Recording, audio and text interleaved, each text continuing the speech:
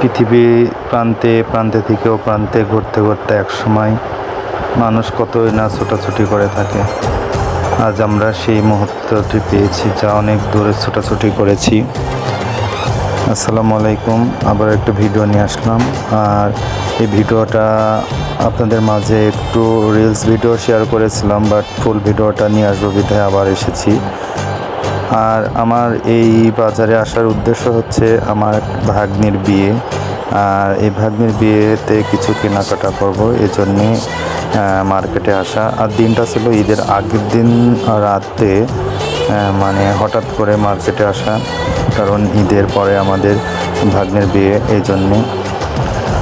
আর সব মিলে অনেক এনজয় করছি, বাট রোজায় ছিলাম, তারপরেও অনেক কষ্ট করে মার্কেটটা করা হয়েছে। আর অনেক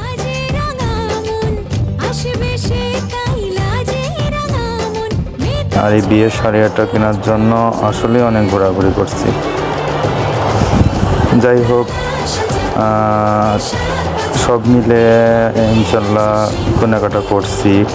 আর রৌদ্রের যেই তাপ, সেটা আসলে বলার মতো না। আর ঈদের আগের দিন দুটা অনেক রৌদ্রের তাপ ছিল, এই জন্যে শরীরটা অনেক খারাপ লাগতেছে।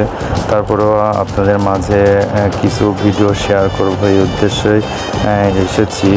আর আমাদের কুষ্টিয়া জেলার পুরাদুয়াতে সিট কাপড়ের দোকান সবচেয়ে বড় একটা, সেটা হচ্ছে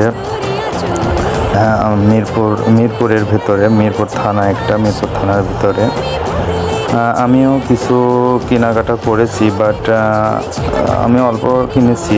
হাজার হলেও ভাগ্নির বিয়ে বলে কথা, আমি মামা হিসেবে যতটুকু পারছি কিনছি। আর সবচেয়ে একটা কঠিন বিষয় হয়ে উঠেছিল যে এই বিয়ের দিনে যে শাড়িটা পরে, সেই শাড়িটা কেনার জন্য। অনেকগুলো শাড়ি দেখেছি, তারপরেও কষ্ট করে আমরা বিয়ের শাড়িটা বেছে নিয়েছি। বন্ধুরা, অবশ্যই কমেন্টে জানাবেন যে কোন শাড়িটা ভালো লাগে, কোন শাড়িটা পরলে ভালো হবে।